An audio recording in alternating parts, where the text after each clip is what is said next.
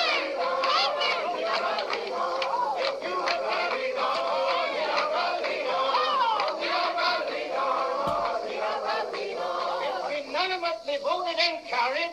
The Brother Deacon Jones tender his reservation in the Rise and Shine Baptist Church, month ending April 22nd instinct.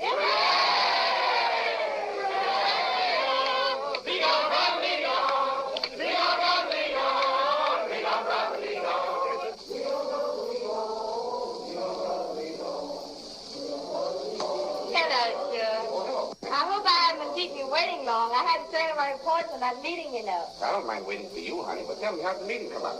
Well, they kicked him right out of his own church. That poor old man. You don't say. That sure is dirty. You can't have any luck treating old folks that way. Sure can. And you should have seen the way those hypocrites were making over charcoal. You'd have thought he was St. Peter himself, the way they were yesing. And him the biggest backsliding sinner in the church. But why don't you get up and expose that shine and tell them just how you've been hemming up and calling? Do you think I could make them believe anything against that saint? Why, they have me burned like a witch at the stake. If I told them half I know about their new deacon. Well, what are you waiting for now? Ain't you never getting through in life?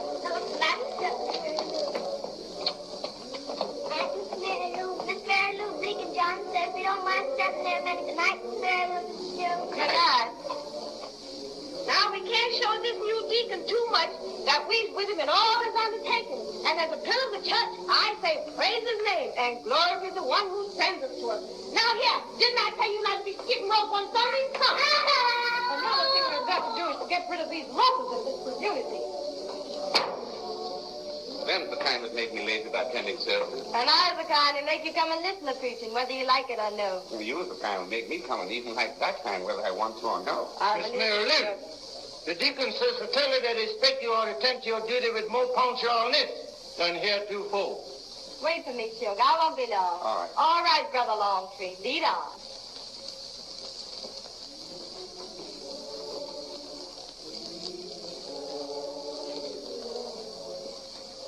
Oh, I'm awfully sorry, sir. You're not going to be with us any longer. Why, to me, you're the main part of the Rise and Shine Baptist Church. It won't seem natural-like not to have you on the roster. Hello, my boy. Good evening, sir. Glad to see you, sir. Yes, I guess all that kept me interested was the service I could render those who was depending on me for guidance. And now that that's been taken away from me, I guess I ain't no use. Oh, yes, you's you, Deacon. You'll always be you. Why, you've done more for this parish than any other colored man could do.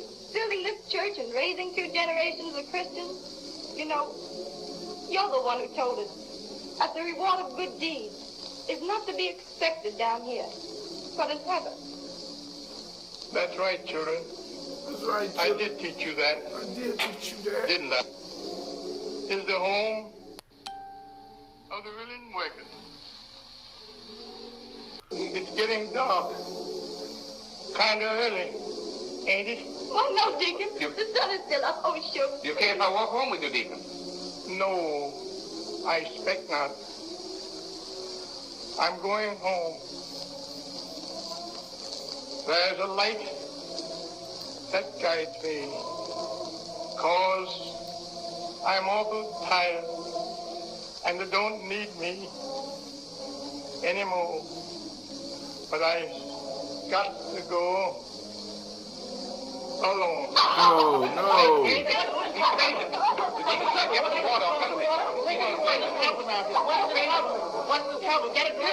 Still holding that hat, though.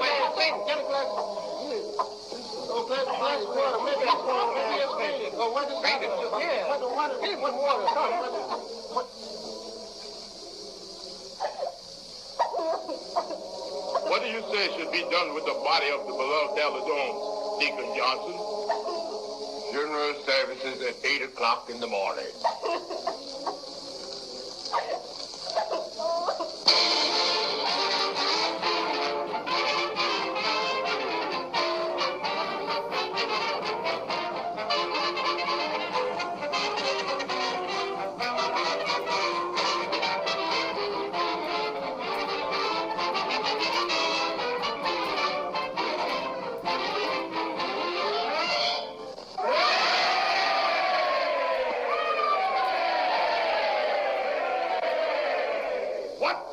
That happens when a Chinaman is molested. Immediately the Council of China is notified. And before the settlers from beyond the mountain, negotiations are underway to restore the brothers of the fatherland in whole or in part. I could go back to the encyclopedia, telling you of instances where the country, which was hardly to pick out on the map, was treated with the proper disrespect, and apologies was made for same, for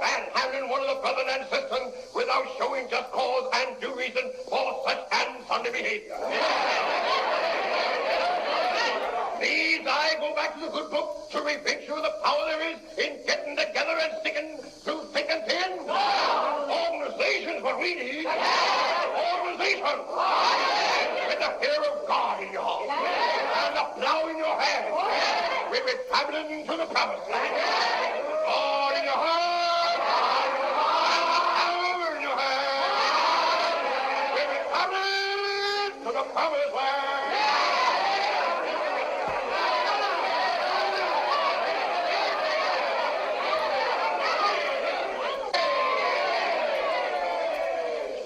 I just received word by telegram that the brother in Tulsa is waiting to join our movement 1,000 strong.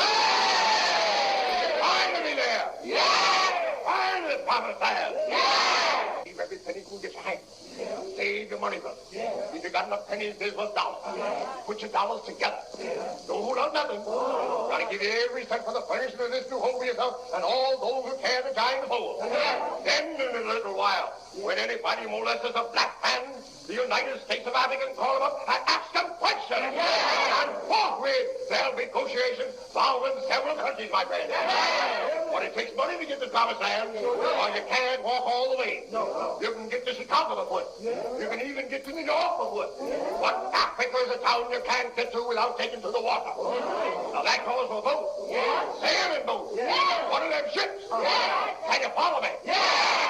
In the distance, fades the rising sun, what's making the hills and valleys of Africa all the colors of the rainbow. They's the word of our coming, and they're standing there, hundreds, thousands of them, waiting to welcome us to the promised land. The sun is shining out and all is splendid. Now I can see what they got in their hand. Something to shape and size the sweet potato for the cooking. Something shining out in this world. They all have these same shining taters in their hand. And they're just standing in light. The sun is shining so bright, they look like they're holding fire in their hand. Can you guess, brothers and sisters, what they got in their hand for you? Diamonds! Diamonds! Big as taters! Yes, sir. The ground over there just naturally grows. You don't have to sweat a plant in nothing. All you've got to do is to reach down, and there you have the greatest treasure which the whole world is anchored after. And you're fine to be there. And you're fine to that land of opportunity and prostitution for each and every one. Africa. The white man made. Stand for freedom. The good book says. I stand for races, whether great or small. I stand for something without a fall. We stand for carry, which belongs to the blue. And we stand for Africa, which belongs to you.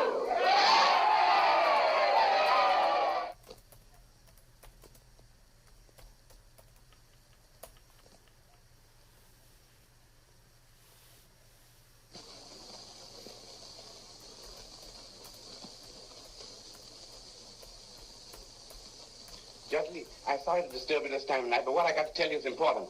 Charcoal Johnson has got all the people down in the Masonic Hall, getting them all heated up about leaving the plantation and sailing their own ship back. What he say? What he listen? Judge, What he do say? something about it. I tell you it's important. Charcoal Johnson has got all the people down in the Masonic Hall, getting them all heated up about leaving the plantation and sailing their own ship back to Africa. Judge Lee, you got to do something about it. One more time. I just need to make sure I heard it right. Judge Lee, I'm sorry to disturb you this time of night, but what I got to tell you is important. Charcoal Johnson has got all the people down in the Masonic Hall, getting them all heated up about leaving the plantation and sailing their own ship back to Africa. Judge Lee, you got to do something about it. What can I do, Sug? You got to do something about it, Judge Lee. All right. We'll fix him. One more time. What can I do, Sug? One more time. One more time. I want y'all to see how it happens. Now, even though this is a parody. Judge Lee, I'm sorry to disturb you, Hat in hand. but what I got to tell you is important. Charcoal Johnson has got all Scratching. the people down in the Masonic Hall, getting them all heated up about leaving the plantation and sailing their own ship back to Africa. Judge Lee, you got to do something about it. Got to do something. What can I do, Sug? You got to do something about it, Judge Lee. Got to do something. Right. We'll fix him. All right, let's pause it right here for a second. I got to hit on this hating ass shit right here. This is the shit that we see all the time. Let me come on out for a second. I'm gonna come on out for a second. We're gonna come out of the movie for a second. We're going to bring it back. We're going to bring it back because this shit right here is real. This is real talk here. Family, although it's a parody, his knees bent, hat in hand, depending on the white man to do something. Judge, you got to do something. I mean, family. I mean, even though this is a parody of the Marcus Garvey movement, because so far they called the guy that played Marcus Garvey, or supposedly standing for Marcus Garvey, his name is Charcoal Johnson. And I don't know what's wrong with this nigga's complexion. There's something off about his complexion. I don't understand. I don't know whether it's the makeup. I just keep looking at it over and over again. I can't figure it out. And I don't understand half the shit that he's saying. I'm just saying. You know, I mean, because he hits that preacher tone. And when you hit that tone, you're not going for people to make sense with people. You're trying to get them riled up emotionally. So basically, what the message is that there's not a lot of thinking behind this. It's just somebody that's hyping you up. This was back in 1932, so they had to diffuse all this stuff after Marcus Garvey. And this was one of the pieces that they used. But I want you to understand, Charcoal Johnson in this movie is the bad guy. I want you to understand this. The good guy is Suge, and you see how the good guy works. And it still is the same today. It's almost like we're paying out this movie right now. Judge Johnson, you got to do something. Well, what can I do? You got to do something. Hat in hand, knees bent. Looked like he was scratching when he wasn't itching. Come on now. We got to change it. So let's go on back to the movie. Any comments? 614-556-4535. Y'all call in.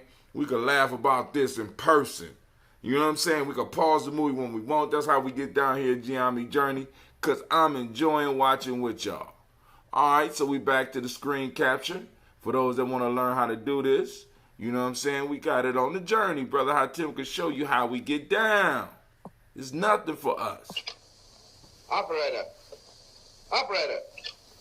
give me the sheriff. Not the sheriff. Not the elected official. Not the government. The Black Eagles putting out to sea. All the boats get their ticket right here.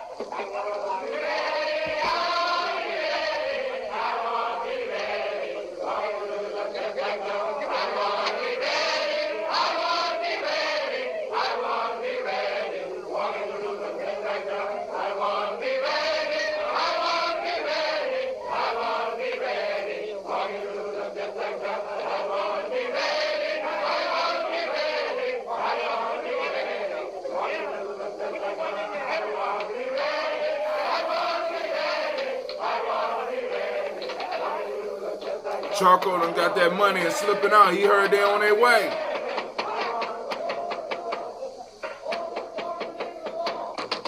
Open the door. Open the door, name of the law. Open it. All those people. They should be ready.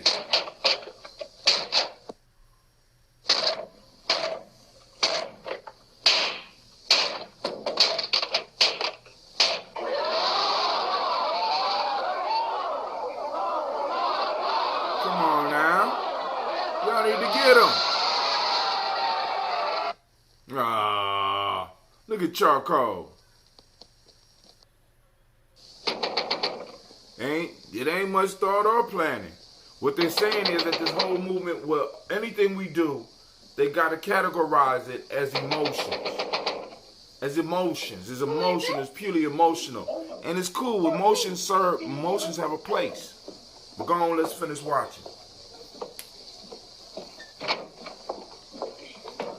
Don't stand there looking at me like you're afraid of. I'm your leader, but I'm in trouble. Pull down that shade. Where's your parents, Mary Lou? Well, they ain't come from the meeting yet.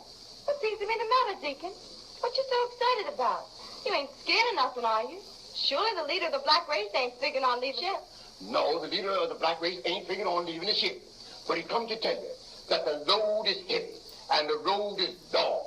Without you, him whom the Lord has chosen to lead the people out of the road of disease and starvation into the valley of helpfulness and prosperity, is liable to fall by the wayside in shame and disgracefulness, unless you come to my rescue in the name of the Lord. He got that tone down. He got that tone I down. respect your work That because preacher it surely tone. brought the light to the eyes of people of this city. I know exactly what you're asking me. I was asking you to stand by me, Mary Lou. I've got enemies. White folks hate me because I bring enlightenment to the brothers. And some of the very brethren I was leading into the city of Jerusalem is envious and jealous. And I can't trust no one. But if you say you're with me, I know I can trust you because I love you, Mary Lou. But things is happening thick and fast. And I Light can't and bright. go on. I Unless love ask you, Mary Lou. Your hand in mine. Up the ladder of fame and glory that is waiting for us at the other end of our journey. I wants to marry you, Mary I Lou. want to marry you, Mary Lou. Deacon Johnson, I feel the honor of being your lawful wedded wife. But, gee, me and Suge's been going together for a long time. And it would pretty nigh break his heart if I hauled off and got married without his knowing of my intention. Which comes for the other, your duty or your pleasure? Sugar is young enough to get anything and forgive you for any promise you might have made at haste or some time or other. Which sounds the prettiest, Mrs. Sue Jackson or the Empress of the United States of Africa? Why, Deacon Johnson. It's Suge. Tell him you're going to bed. I'm sleeping, Suge. You better wake up, your mom's calling you, Bubba. Oh, Mom is terribly close. Look. My Deacon Johnson. tell me quick, what's happened to my ma and pa? The hell you care? Been telling me how much you hate this here Deacon. Now I find you locked up in the house with him alone when everybody all over town is looking for him. And your mom finds the hospital with a busted head. Young man, it's too late for you to be trying to spy on this young lady's character, because as treasurer of the Committee of Financial, she's supposed to be... Listen here, Deacon. I'm the only one in this town you ain't buffaloed as your preaching and fountain. Because Mary Lou's been telling me how you've been hemming up in corners trying to force your attention to her and to browbeat into one of them wenches you can sweet talk for some loving. She knows what you was after. You're just standing there doing all that arguing because you're jealous of the Deacon. Besides, the Deacon comes up like a man and asks me to be his wife. He ain't never insulted me by expecting me to be no wench that he can sweet talk for some loving. I guess you know what that is. Let me see you talk your way out of this. White folks say they're going to run you out of town and I say happy riddance. Young man, the weight of responsibility hangs heavy over your own head. You belong to a race that is doomed unless one of us got the courage to stand up as a leader. Shoot, the Deacon's right. You'd be a traitor. I don't give a damn what both of you say. Both of them I'm gonna tell the women world what you two been carrying on. The hero and the villain. Homeboy been stringing that girl along, man. Shoot, for God's sake, don't turn him over to the Hey, you ain't asking me to marry you on. Shoot, he ain't my man. And I'll marry you tonight if you just say the word. Oh, Mary Lou. Oh, please. Oh, Mary Every Lou. other room, Mary will take care of this. Mary I Lou. put my faith in your Oh, hands, you Mary Lou. tramp. I'll tell him we lied to you, Mary Lou, because I love you. Mary Lou a tramp. Oh, my God. We got an emotional preacher, a light-skinned tramp, and a light-skinned betrayer. Been stealing folks' money, and where such everywhere and can't find him, we ain't gonna stop till we search every nick in your house and bring him to justice. Listen here, this is the house of respectable citizens. And I fancy that you ought to respect it, especially in the presence of a lady like Miss Mary Lou. Oh, Lady Nothing. She's been a lady around here with that thieving buzzard Deacon Johnson. And I bet she's a busy packing right now to skip town him this very night. So that's it. Just you watch these goody-goody gals. Shame on you. Yes, shame on you, brother. Laying around behind the altar. Oh, tramp. Tell these pilgrim outshines that they're lying, that they're dirty liars, that you ain't been laying around with no crooked deacon, that you's a good gal. She been freaking the deacon, y'all. Look. In the morning would have been too late. She could have waited that long to be beat. Come on, I guess we better get searching. I bet he's under the bed there just sneaking and stuffing and blowing. I'll take him out of his misery. This is today. Hey, what part is all this beating in my house this time of night? Well, what's the matter with you? You heard the news? Yeah, but the meeting ain't till tomorrow at 10:30 when the train leaves for Tulsa from the Cotton Belt Line station. What are you talking about? Why, ain't you heard the news? What? Why, Deacon Johnson called on the mayor of the city, Mr. Joe Nathan Lee, and explained the rendition of his people to the white friends of the colored people. And for Willie give Brother Johnson the power to lead his people whether he feels necessary. And Deacon thanks the mayor for the whole race and begs due his indulgence to lead his flock to Tulsa, to parade the streets thereof. And the mayor up and shake the black hand of the deacon with full contempt. Now, family, they're talking about Tulsa, Oklahoma. Anybody know anything about Tulsa, Oklahoma? For nothing. Humiliating his honorable name just cause we didn't know the powerfulness of it. There's the prosecutor, good man. Well, I'm glad he sure had a chance to recover. Of course, you know, I ain't said nothing about him. Tulsa, Oklahoma, family. Sorry for to come to your house at this late, but we was desperate after the way the deacon vanished from the hall. And people come us to laugh and say we was fooling out all our money. Well, I was going to be first putting my foot on the gospel signing wire. See y'all at the train. Good night. Black Wall Street, there you go, bruh. He started off talking about Tulsa, so why they got Tulsa in this movie? See, we gotta pay attention to shit like that. You're as big a fool as I thought you was. It ain't nothing else but a lot of lies you've been had. I was just a minute ago here talking in this room with the deacon, and he ain't fixing to do nothing else but run away with Miss Mary Lou. You don't have to believe me. Just search that room. There's something funny about this. Just not got a search. Uh-oh. Choco Johnson ain't fooling around. Ain't doing all that talking out there on the first floor.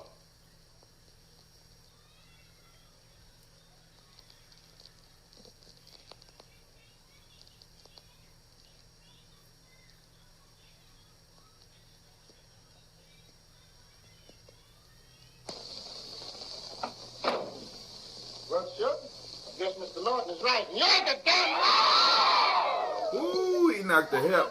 Oh, Mary Lou, you hoe. She's a hoe. Mary Lou is a hoe. I'm typing it up right now. Mary Lou is a hoe. Oh my God. She a conflicted hoe. She don't know what she wanna do. Look. Suge just got done begging the master, but he's sharp as hell. Suge making some money, y'all.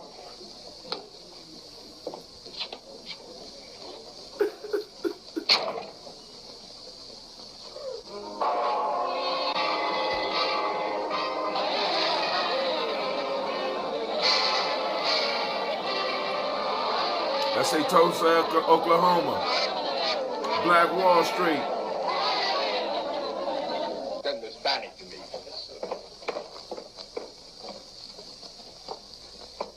If I could only get the organs of the newspapers in the carrying out of this here project, there's no telling how soon the truth will come to pass. And the plans which I fomented in my own head will come to fulfillment. But instead of that, they're all united against me. The best friend the colored people ever had. The only one thus far who was able to get more than 3 of them to stick together overnight. The only one who could convince colored people that Africa is the home of the black man. And there's where he ought to be. Back home to Africa is my slogan. Excuse me, Deborah, but Mr. Longtree said the lines are ready to be formed for the parade. And they're just waiting on you to give your command and commence the action. Tell Mr. Longtree I say come here this minute. I wonder Just one more if question, please, Mr. Emperor. Marcus Garvey actually went to Tulsa, What is the attitude of the Oklahoma. Africans in regards to your transporting 4 million strangers into their land? Well, now, brother, you done gone too far for me to give you the latitude of the whole of Africa. That comes on another department. The Longtree is in charge of all the measurements and machinery of the movement. That's what I'm wondering. Oh, Mr. Long. Is it even? Is it a white man or is it a light-skinned brother? Because his complexion is fucked up. Well, I thank you. I hope you'll grant me another opportunity. And you notice how they focus on the lips, but his hair is laid and dyed to the side. That's the truth of Africa.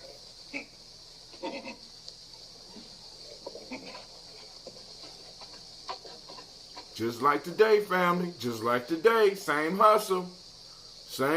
Just different year. Don't fall for the tricks. Call in line 614-556-4535. Sure is a grand sight. There ain't never been nothing like that. Image is everything. Yeah, now, it's important. Sure is a grand sight. There ain't never been nothing like that since the Lord made us out. One of the grandest parades you ever laid your eyes on. Look here. Them Tulsa gals is too bad. Is you keeping your mind on your office, Brother Longstreet? The office is well carried out, sir, and I hope it'll meet your approval. Mark time till I get back. I just been spoken with one of them reporter fellas, telling about the arrangements we done made with the Africans to come over there and rejoin them in our native land. And he done hauled off and took a likeness of me and put it in the paper. Who's the emperor of the United States of Africa, you or me? Tell that newspaper fella that I repose with my revenue assignment. That's the picture to go in the papers with the reporting he's going to do in the papers. Tell Miss Mary Lou I would like to present to her in this picture. Miss Mary Lou. Listen to how he talk and listen to the words. Of course, was all the doing to that reporter fella. I didn't want to get wrote up in no paper. That is doubting your consent. No, I don't believe Brother Lord. Look how he doing his mouth. Because I've seen the newspaper man talk. I know. I sent him to find your boat. And I'm glad you was with me. So we'll all have our pictures taken together. Oh, yeah. I will pick the teeth. Yes, sir. Didn't think I'd grant you interviewed as soon as this, did you, young man? I certainly appreciate the praise. All right. Is everybody ready? Steady? That's right. Everybody smile. Hey, look out there. What's out there? What do you want? I just come to tell you that the parade is all ready and lined up and ready to travel. Very well, then. We'll be right there. Look.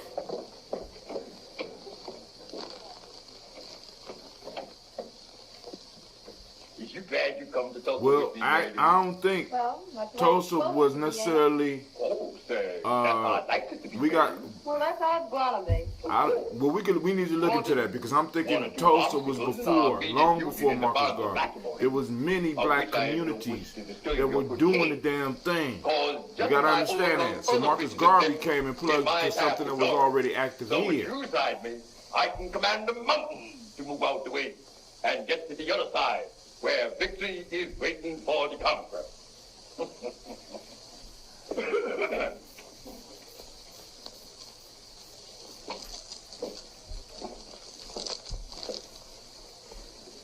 But we need to go and look into that.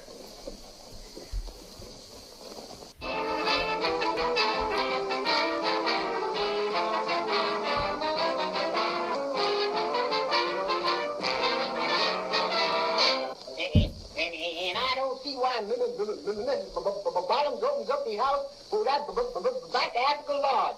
They sure is a naked looking bunch to me. You better shut up and get to working. That's the reason we was why we is anyway. And they started a Back Back to Africa Lodge. That's me. I think the movement is just grand. We ain't got no clothes to mop up in Africa, and no piano. 100 different places for dirt to hide in, to be cleaned up. And everybody's going to be just as much as Turner. No exceptions, Snappy. You can have your Africa. I ain't gonna let no cannibals make no eat me up.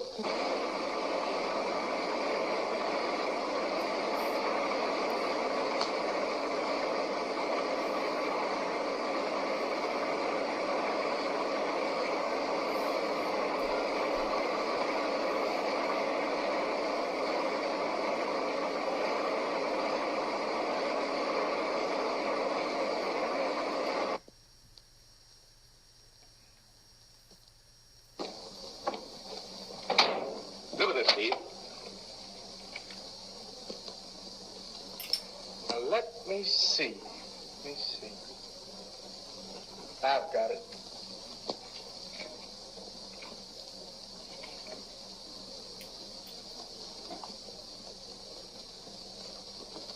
No matter, miss? Yes, sir. Step right this way.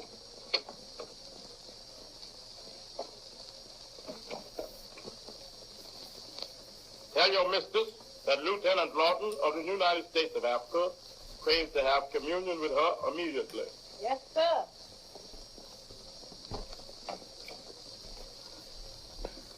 Let's pause it for a second. You leader of the... All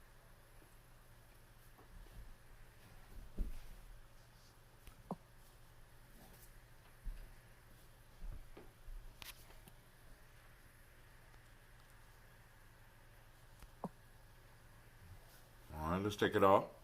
All right, so brother asked a very interesting question. Was Tulsa influenced by Marcus Garvey? And just once again, there was a lot of stuff going on in our community. We think Marcus Garvey did a great work, but we have to understand that the freedom movement has always been in our hearts, period. And we've been doing the work, period.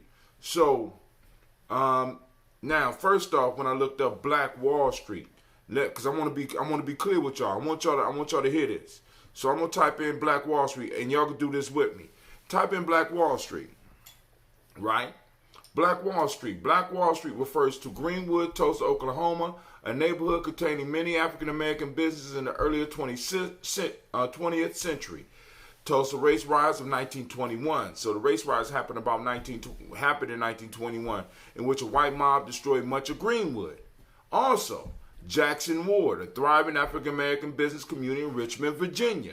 Also, Black Wall Street, Durham, North Carolina. A Pear Street in Durham, North Carolina, an area of successful black-owned businesses. All right, now, so when we talk about Black Wall Street, we confine it to Tulsa, Oklahoma. But there was other places that also had this moniker. We have to understand, like I said, family, we've been doing the work. The work has been done, right? The thing that has always failed wherever we have built has been the protection of government, the protection of citizenship. All that has been stripped from us, and people come in out of jealousy and take what we have, whether it's through direct mob action or through government sanction. Please understand that. So now, let's go to Tulsa. Hold on. Let's go to Tulsa, Oklahoma. I want to look up Tulsa. Tulsa, Oklahoma. I had it. Hold on.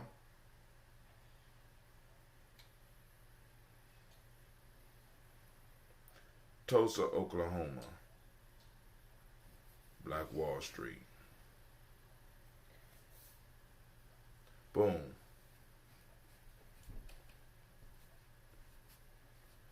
All right, Greenwood, Tulsa.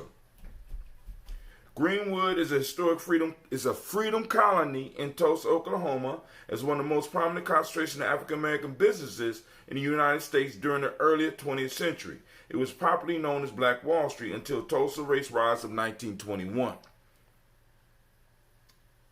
in which white residents massacred as many as 300 black residents. Now, we need to go and change that narrative, because the whole fact of the matter was that, it wasn't like they just ran through there and we wasn't, we fought. But like I said, once they call in the motherfucking military, it's kind of hard for you to win. But we pushed it. We pushed it as far as we could. White residents massacred as many as 300 black residents, enduring hundreds more, and razed the neighborhood within hours. The riot was one of the most devastating massacres in the history of the United States. U.S. race relations. Yes, I guess so. Destroying the once thriving Greenwood community. Now, I'm reading this because I want y'all to see the history. The history, right? Because Marcus Garvey was an important part of our history, but I want y'all to understand this. Listen very closely.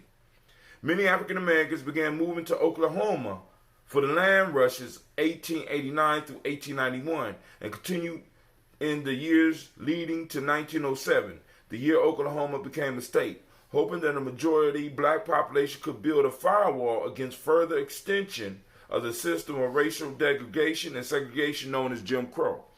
Oklahoma represented the hope of change and provided a chance for African Americans to not only leave the lands of slavery but oppose the harsh racism of their previous homes. Traveling from other states, Oklahoma seemed to offer these people a chance to start over. They traveled to Oklahoma by wagons, horses, trains, and even on foot. many of the black Americans who traveled to Oklahoma. Now, and I want y'all to understand this. Before a certain time, before like 1960s, it was all us. Like the black immigration, they weren't allowing any black immigrants here. This was all us. Many of the black Americans who traveled to Oklahoma had ancestors who could be traced back to Oklahoma. Many of the settlers were relatives of Native Americans who had traveled on foot with the 5 civilized tribes along the Trail of Tears. Others were descendants of people who have fled the Native American territory. Many black residents were also from the various Muskogee-speaking peoples such as Creek, Seminoles, and the Yuchi. There you go, trying to steal your history. All right, I'm going to shut up. While some had been adopted by the tribes after the Emancipation Proclamation, they were thus able to live freely in the Oklahoma Territory. When Tulsa became a booming and rather well-known town in the United States, many people considered Tulsa to be 2 separate cities rather than one city of the United Communities. The white resident of Tulsa referred to the area north of Frisco Railroad track as Little Africa. The success there led Booker T. Washington to visit in 1905. So all this happened prior to Marcus Garvey even getting here.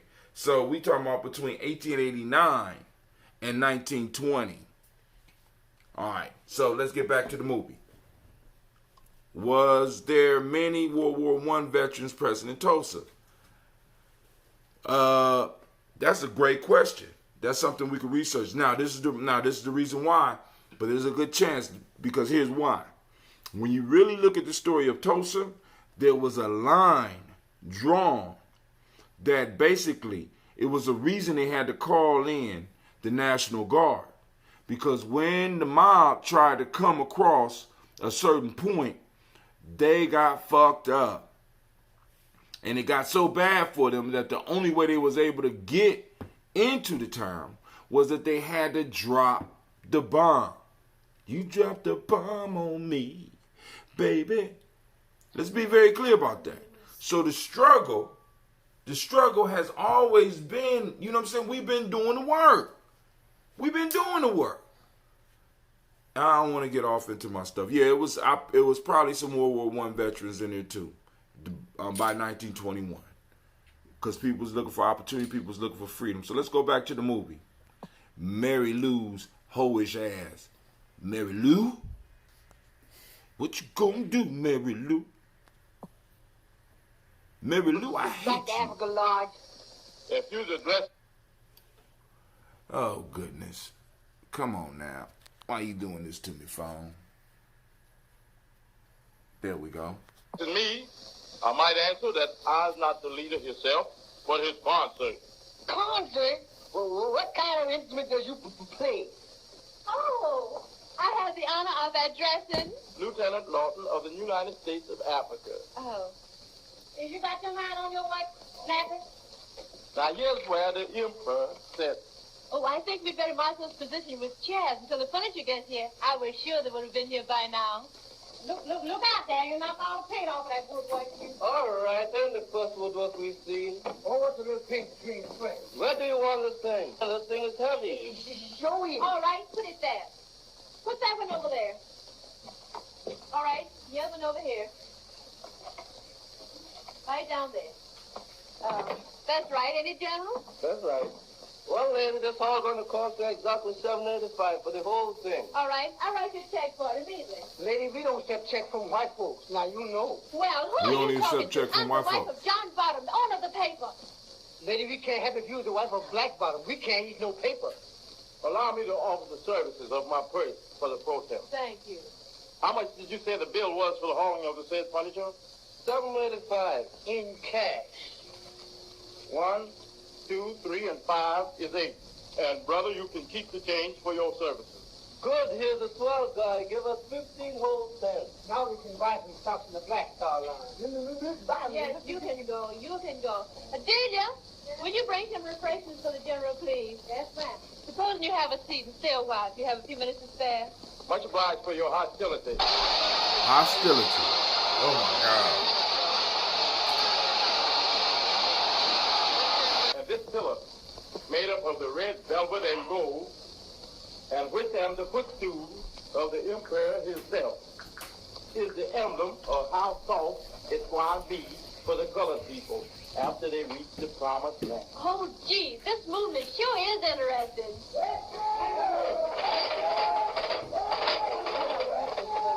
Delia, will you see what that extra's about, please? Extra. Hey, you extra boy. Where you want to be sitting here? Don't come this way. Go to the door. What's the matter with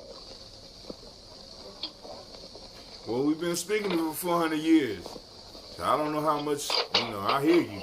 We've been speaking this shit for a long time. I ain't got no chance, ma'am. If you got a dime.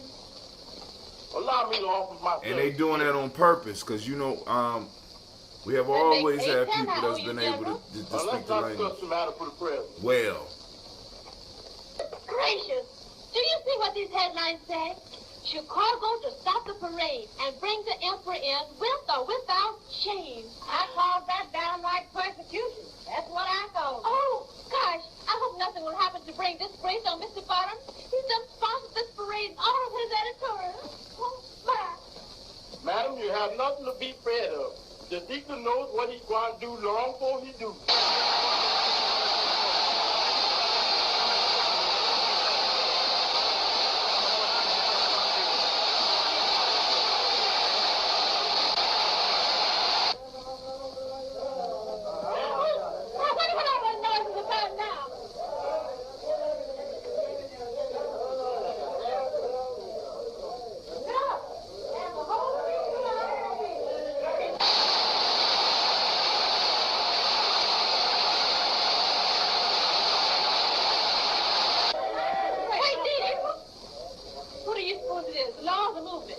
Madam, didn't the emperor say he's going to visit your house at high noon? Well, then command your servants to throw open the gate and admit his royal highness. Open the door, Delia.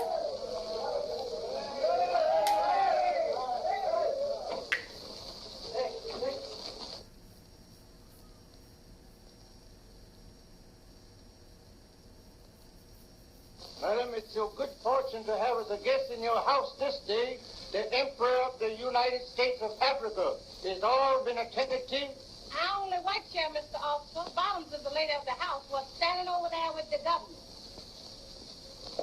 Lieutenant Lawton. I was at your service, sir. You can tell the emperor that he may enter. That's all.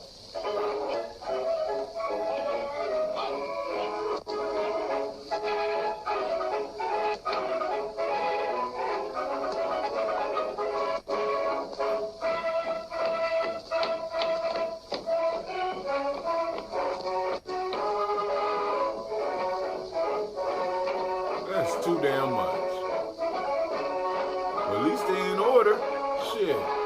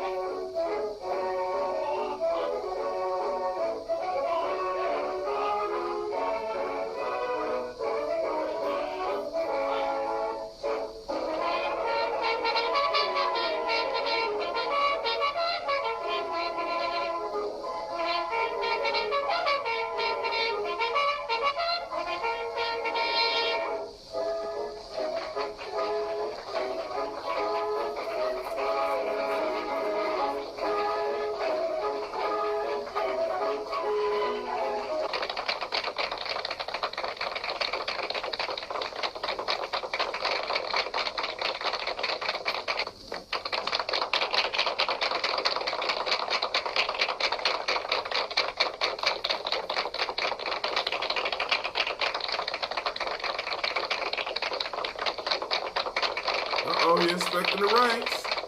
I didn't expect that. That's some order right there. I'm kind of impressed. Order. Peter and I was left alone with my cabinet for a short conference in advance of the arduous duty we got ahead of us. Heat. Thank you. Shouldn't be able to cut through them ranks like that. Well, it's not Gye-Nyame, because he would got an elbow to the goddamn face. Oh, now they gonna show disorder. Oh, Lord have mercy. Look at that. Y'all see how they fell out?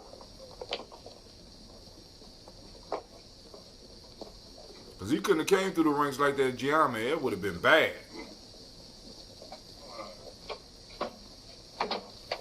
Caught that elbow. Blah! We don't be fucking around.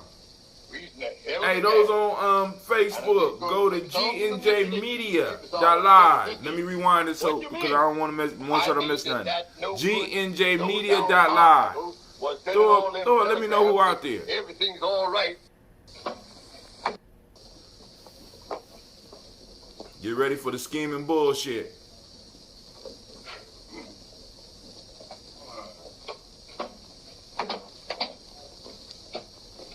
Listen here.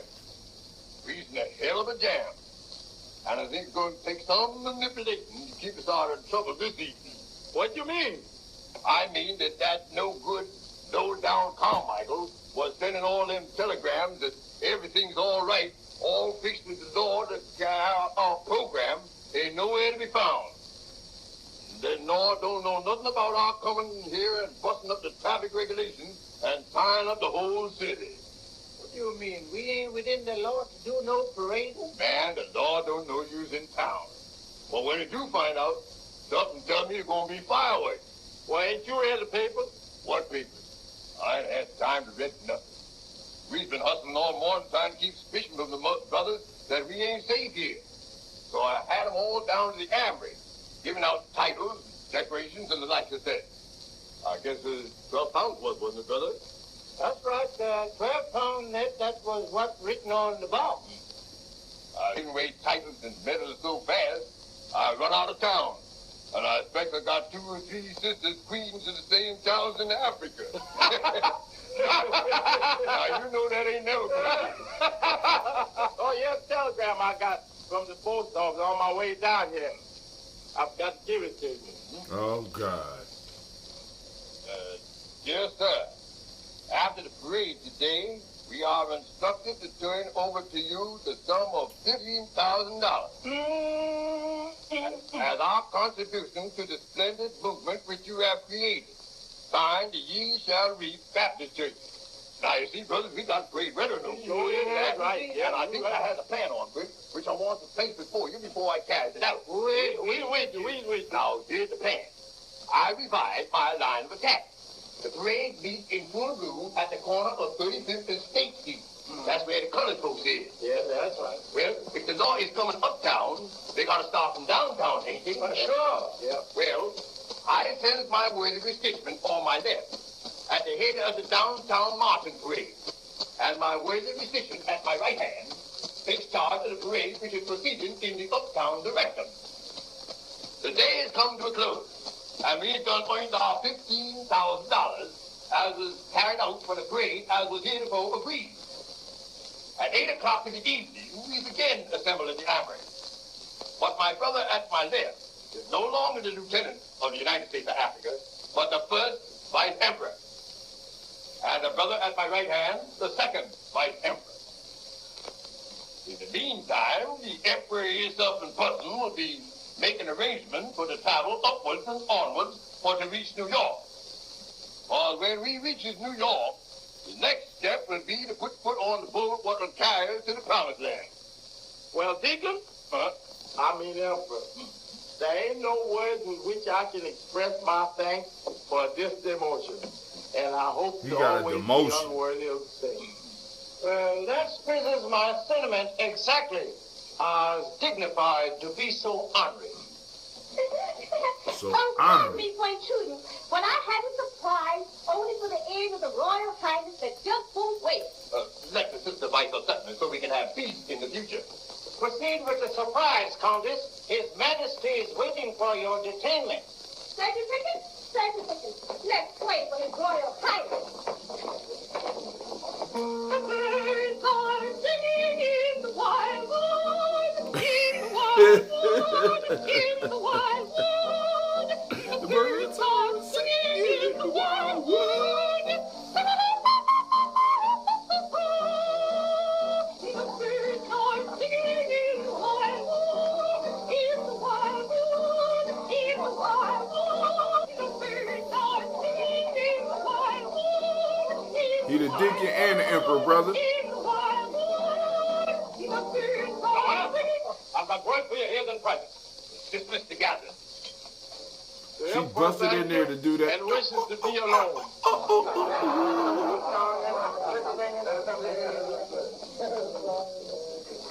You may deliver your message, Corporal. Mr. Carmichael's on telephone to send word to say that the police squadron will be leaving Polk Street Station at 3 o'clock sharp, and that he can do nothing to stop things. Very well then. Call the parade immediately to pass in the due at 35th and State Street in 15 minutes. But Mr. Carmichael said that the police is coming to stop the parade, and the paper said it's going to whip over heads. Silence. Have this corporal remove the private ranks for insulting the chair and showing the white feather of cowardice under fear of battle. Attention! Report for your duty. Under arrest. In the future. But for the present, pass the word to Sambo. Fellow like that. I didn't know about that. I forgot to tell you that word was received by Mary Lou today that no good sweetheart of hers, Sue, is in Chicago and threatened to waylay her in the parade and do her by the injury. What? So I tendered her a leave of absence to keep down any argument during the process of the proceedings. The world is looking to see us make a failure of this movement. That's right. But we wind up fooling, brothers. That's it. Never was there an emperor with greater enemies to fight against and a greater cause to fight for than Charcoal Johnson. Then we'll see you at 8. And all will be well. At the Armory at 8. And all will be well.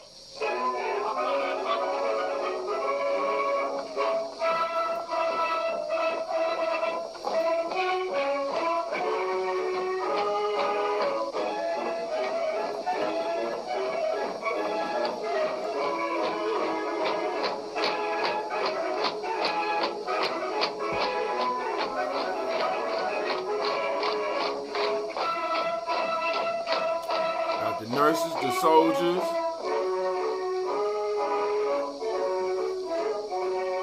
And he just standing behind. That's not leadership, family. That's not leadership. Why, Emperor, ain't you marching in the parade? Madam, for reasons of state, I first not to mention it. Oh, I'm sorry if I offended, but I just thought it was customary. Customary? Custom depends on emergency. Abraham Lincoln would be living today if he hadn't gone to the show that night. Could I use your phone to make recourse with my secretary? Why, of course, Your Highness.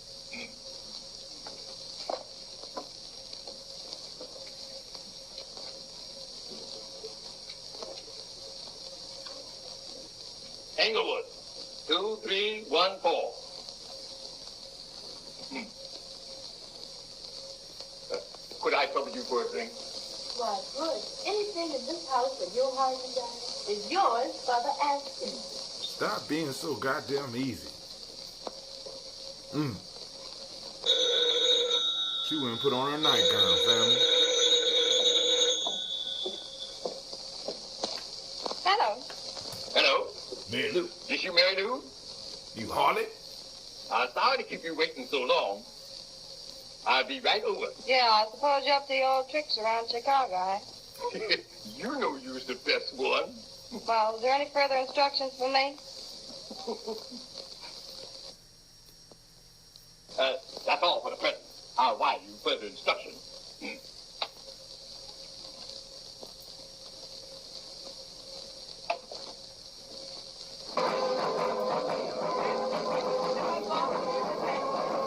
Wonder where they got this footage from, family? Emperor, what does this stand for? It stands for the stoutness of heart. What must be in the bosom of every soul, what is chosen to be the leader of his people. And what is this for? It was presented me by the women of the organization who believe in my teaching and felt the need of doing something to prove their belief. Well, what must other women do who believe in your marvelous work and would like to do anything to prove the same? Well, if your husband, Brother Bottoms, wasn't who he is, I might be tempted to tell you what I'd like to have you do. Well, supposing I say that I don't care if he is the chancellor or the writer himself. I'd like to know from your own lips what you'd like me to do. Well, then the emperor would be forced to say he can't find words for saying. But the emperor is a mighty man who soon conquered the whole South, and women just hankering for him. And I said that he gets what he wants without the asking.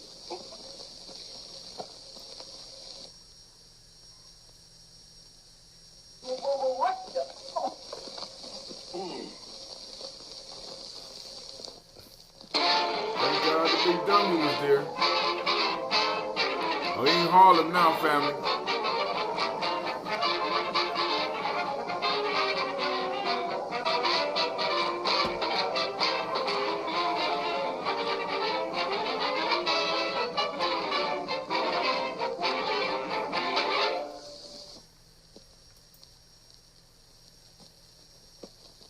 And since I've been invested with the power of attorney in all matters concerning insurances, my Okay, hold estimates on. ought to be taken at face value Which and part? my judgment in the Which matter part of you want final. rewound? Now, I don't want you just... The emperor is a mighty man. What must others... Why you further instruction? I pause it. Brother Omayaya want me to rewind it. I'm trying to be clear on what part he want me to rewind it on. The marching. Dang, that's way back. Hold on.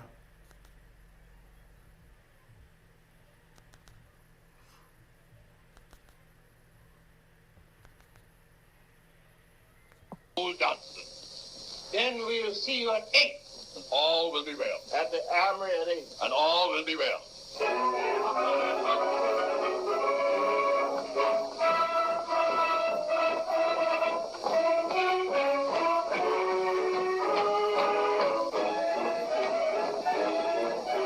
Now they ain't marching together. It's all disorder.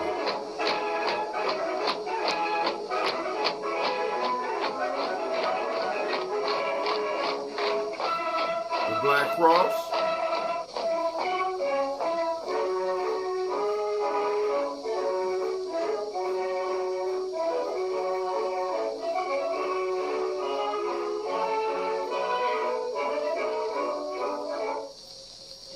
Oh, the real footage. Why, Emperor, ain't you marching in the parade?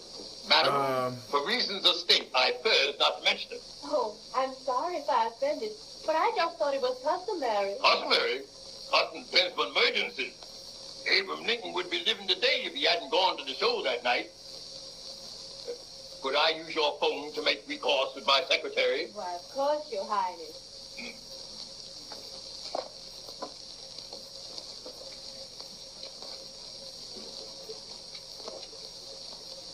I think it's about to come. Englewood, 23114. Could I trouble you for a drink? Why, good. Anything in this house that Your Highness desires is yours for the asking.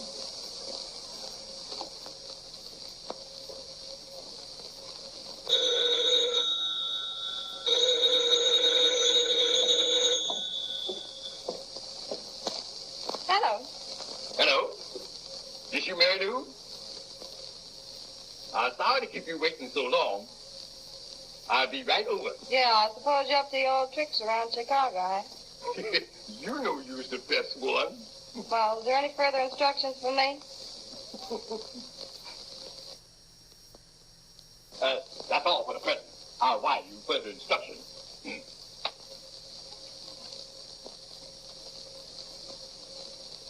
Just a frontin', just a frontin'. There you go, right there.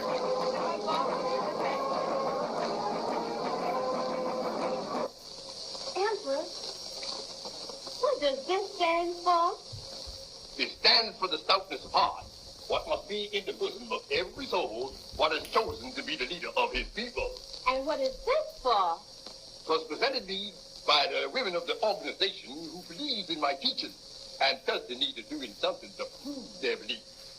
Well, what must other women do who believe in your marvelous work and would like to do anything to prove the same? Well, if your husband, Brother Bottoms, wasn't who he is, I might be tempted to tell you what I'd like to have you do. Well, suppose I say that I don't care if he is the chancellor or the writer himself. I'd like to know from your own lips what you'd like me to do. Well, then the emperor would be forced to say he can't find words for saying. But the emperor is a mighty man who soon conquered the whole South, and women just hankering for him. And I said he gets what he wants without the asking.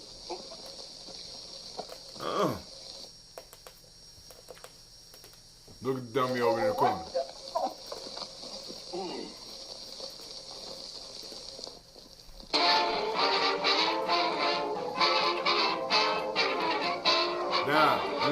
Suge been following him around. Yeah. Suge been following him around. The hero of the story.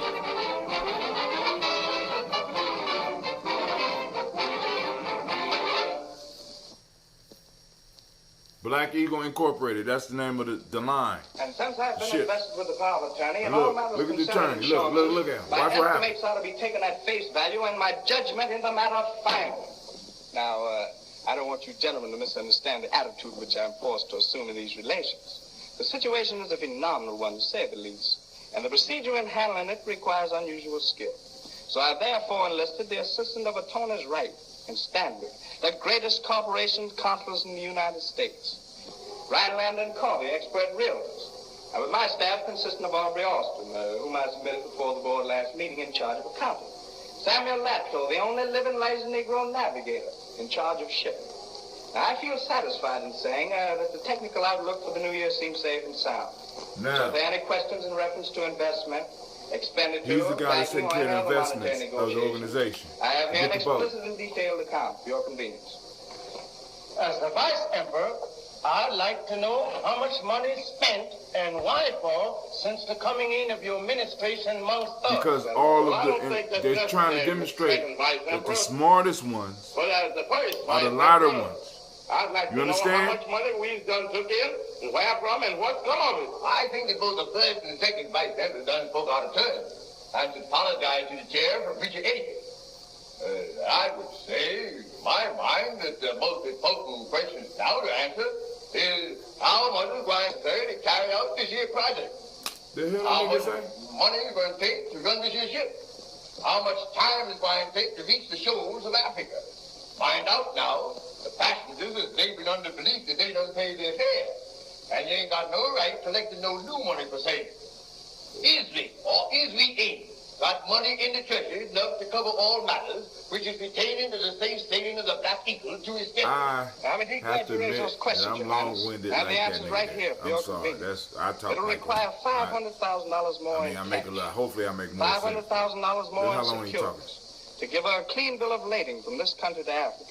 Now, the only important thing I haven't touched upon is this, the law dealing with passports. Now, here's where we're going to experience some difficulty. The country to which you are journeying must give you permission to enter before you may do so. May I ask the board this question? Are we in receipt of any documents from the government of Monrovia? That's what we should have been asking you. Is you got any document? And that's so Vice? I've been thinking of some of these questions lately, and I can see my way to overcome some of them. But the rest of them still seem to be in doubt. People depending on me to lead them to their natural home. They've been spending the money freely. We've been spending the money freely. Now, I is here to tell every one of you that's in this thing as deep as I is, them cats don't want no for no answer. Gentlemen, this is indeed a critical situation.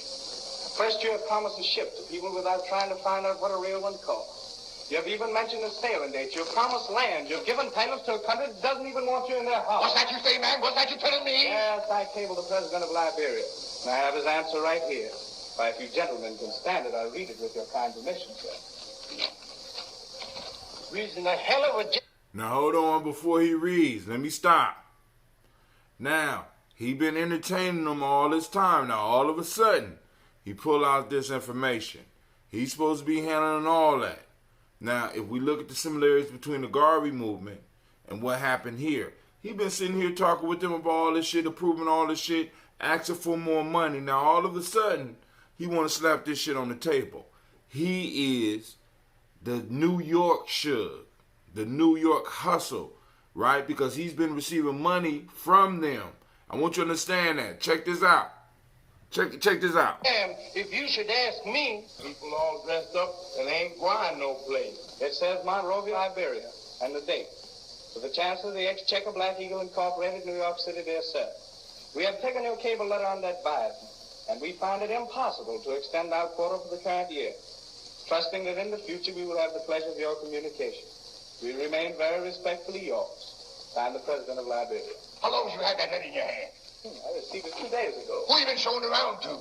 My secretary opened it along with the other man. You mean to tell me the woman found out for 2 days that we ain't going no place? If you put it that way, yes. Brother, don't you know you was guilty of one of the worst offense that a soldier could be shot for? Some underhand work going on around here. Did you look mighty peculiar that the council should not forthwith report this matter to the chair immediately?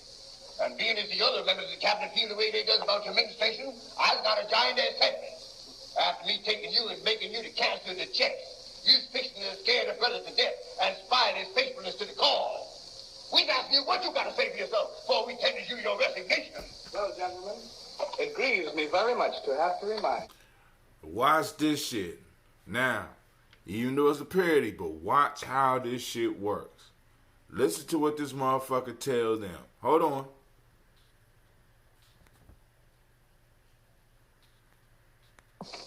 That I have been commissioned by a corporation known as the Black Eagle Incorporated. And my resignation, and whether I want to submit it or not, will be a matter for the Board of Administration to decide in quorum and not by proxy. When I get through with you, young man, you'll be too proxy to walk loose in the street. That is all I have to report to this board. So if you gentlemen don't mind, I'll be leaving. If you don't mind, you're fine. And don't let me catch you around here no more.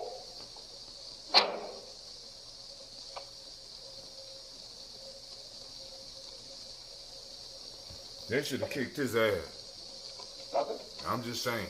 I expect we better tap the treasury some more. But give one grand declaration. They should have kicked his ass.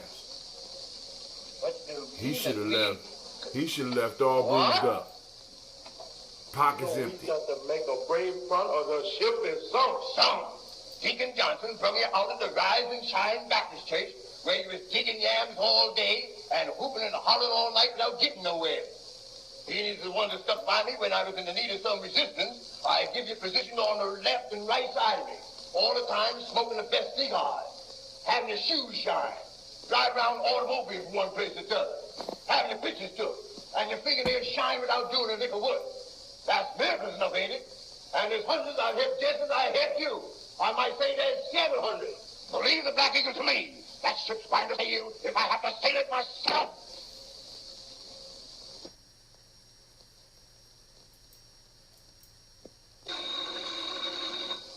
Guess who's knocking at the door? Oh. Why, hello, Sheriff. Oh, hello. The corporation. They was doing stuff and they didn't know how to do it. They formed a corporation and the corporation hired him. Yeah? I'm awfully glad to see you. That's so. Now, Won't you rest your hat? they didn't have the political protection and none of that. Why, it almost seems like old times, doesn't it? Yeah. Oh, they're hauling at it again. Is that the gown you're going to wear to the ball? Oh, this isn't any ball gown. This is the regalia of the first Empress of the United States of Africa. Yeah? You look pretty good yourself, Shug. I guess New York's been mighty good to the both of us. New York has been mighty good to you, all right. But it played hell with me. Oh, don't start that all over again. You promised you wouldn't, you know. I know I promised not to talk about You've been anything talking to him. But I'm leaving for home tomorrow, and you are staying here or going wherever you're going. And I feel this is the last chance I have to tell you what I'm feeling in my heart. If you're not going to keep your word about not talking no love, and I ain't just got to listen.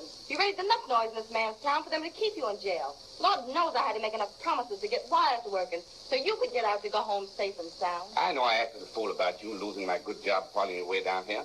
When I should have known right down there that night when you double-crossed me before everybody, shield that Manny on. But I just can't help it. Well, honey, when you ain't around and I think of you, I can't think of nothing else but good. And when I see you, you look so sweet. I forgive you for everything you has done to me. Oh my God. This goddamn harlot. Oh, shit. You know I ain't got no business listening to you. Yeah. Making me forget my obligations and feeling as though nothing Yeah, ever your happened. obligation. You That night in goddamn front tramp. of the church. We were so happy loving each other. Yes, you loved me until that devil messed you up and turned your head against me. But I still feel, honey, Oh, that whatever bitch, happens please. to your head, Oh my your God. heart still belongs to me. Oh, Sugar, Oh, you sure. better be going. Because I don't want you to get no further trouble up here. Just should Lord need his knows. ass kicking. That other If light-skinned anything would have motherfucker happened need his to you, ass kicked It too. would pretty near kill me. Ain't enough ass I kicking think in it's this a shame the movie. way you've messed up our lives. Ain't you got the Even courage though I don't left like how they to be portray the it. wife of an honest There man ain't enough ass who kicking. loves you more Garbage, than anything else in garbage this world? followers used to send ears to motherfuckers. Here's your ear back, nigga.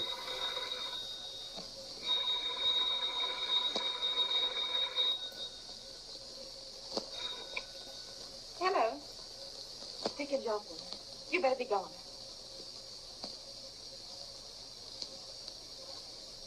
Yeah. I'll be ready in about 5 minutes. I know.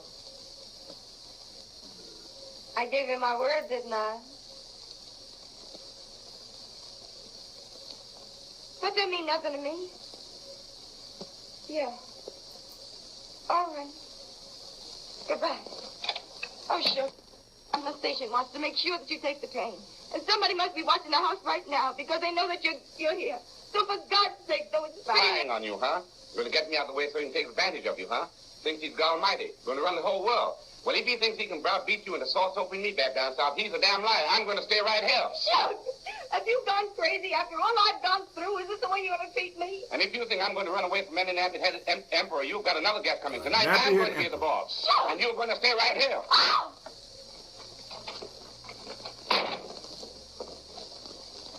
Black women don't fall that easy nowadays.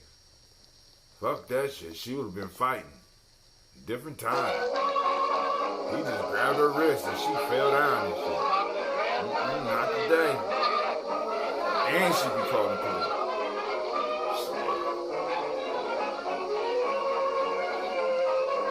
Shoot! Oh, Mary Lou? Stay away from all Mary Lou's, brothers. All Mary Lou's. Stay away. Be on alert.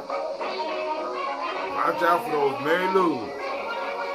Especially those light-skinned, long-haired ones. Ain't no good. Oh, man, Jack.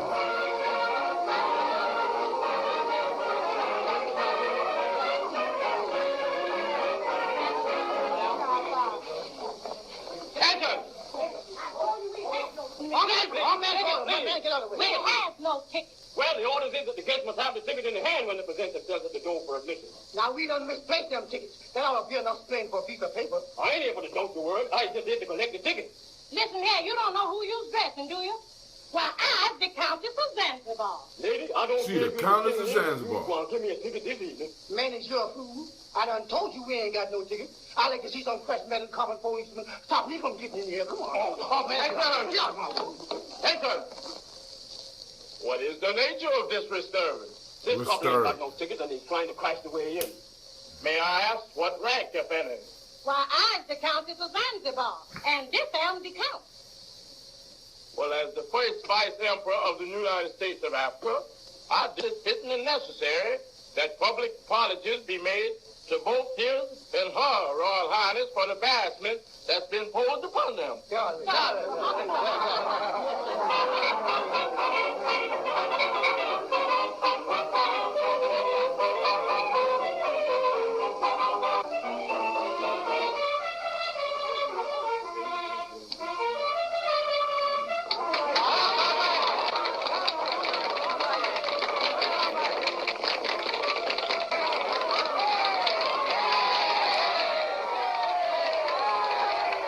You see homeboy still made it to the dance, right?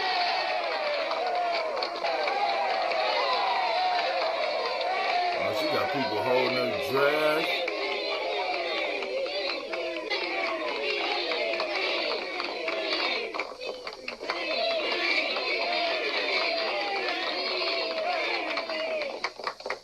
Tonight, my friends, I'm not going to take up your time with no speech.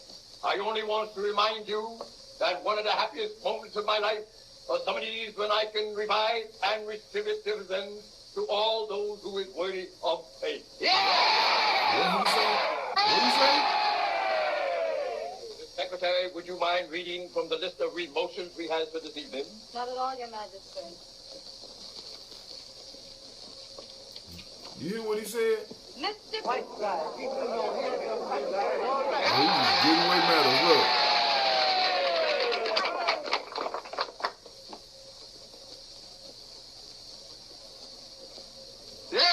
Pop on her 3 times. Wind him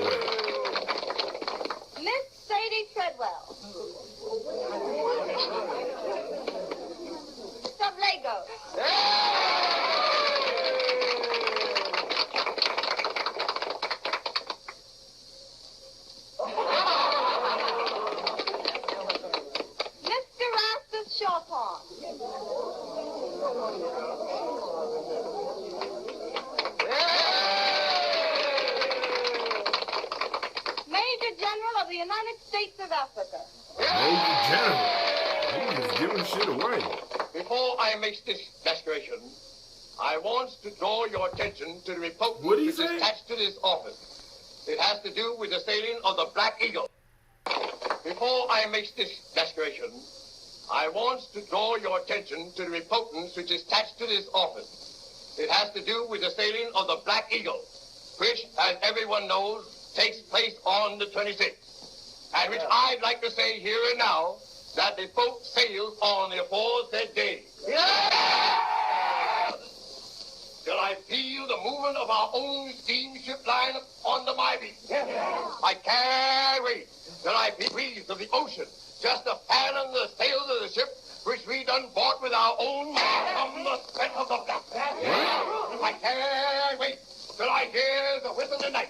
The signal the other ships are sailing the mighty ocean to keep here to comes their own Shug's side. Because he's coming through. The Black Eagle ain't Look at standing no that motherfucker. Look at bullshit. him. She's He a need his cutting the ass waves kicked and a knocking today. the sharks out of the way. I can't wait till I see the rising sun coming up in the sky, making everything round about it the color of the rainbow. What? Natives are firing guns. I might say cannon guns. To warn the whole world that we's I approaching. don't know what he's saying, but he's The preaching. important command of the ship is standing in tension from head to foot of the deck. Well. Is you crying to be there? Is you crying to the promised land? I don't know what you said, but yeah. We're bound for the promised land. I don't think Suge is pimping. Listen to me, you all. You've been fooled, cheated, and robbed, and heading for the rock. What? Beat him up. Beat him up. You've got to listen to this man or somebody before it's too late. Uh-oh. Light skin versus dark skin. Here we go. Rest them. Rest him. You better stand there, or else I'll drop the bomb. It's TNT. Folks, now will you These niggas so listen? We're dumb. trying to tell you that you haven't got any ships. No ships. The Africans don't want you in Africa, and the United States won't grant you any passport. Y'all hear that? But Wait. Hold on. Now. Check it out. Check it out. Key point. Check it out. The United States won't grant them passports, and the Africans don't want them. United States won't grant them passports. All right, we're gonna keep it moving on. And prove to these people that these men are lying. You better confess, Charcoal. Brother, I've got nothing to confess. Uh-oh. I've done no wrong. Well, For years, I've been dreaming of a way to bring the black brethren out of the bonds of slavery, which they still in. what? For years, I've been dreaming if we all got together like Moses and the children of Israel, that a miracle could happen. Well? And we find a way to live like other people. What? This dream was so big that all who come in contact with it could see the same as I see. No, I don't know nothing about those tires. No, I can't count no money up in those thousands. No, I can't ride no ship by myself, and I can't fight the government single-handed. But I done the brother this far, and it's up to you all to say who you want to take you further. Look who they picked. Now, I'm not with Charcoal Johnson, but look who they choose to take them farther. Look who they choose.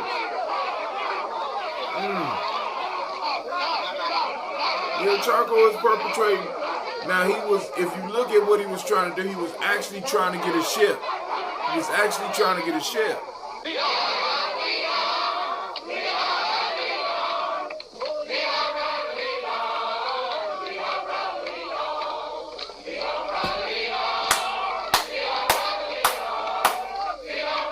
Look who get the chick.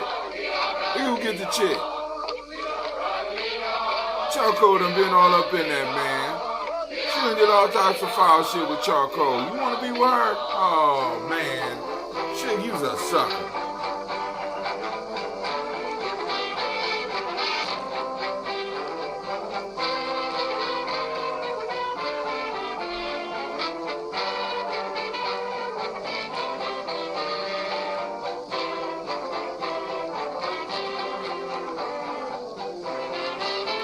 them shuffling? Why they shuffling? Why they shuffling like that? What's going on?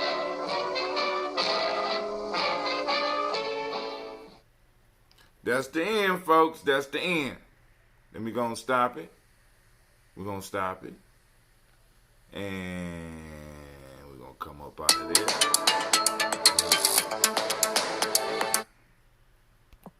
Come up out of there. Boom. Come back here.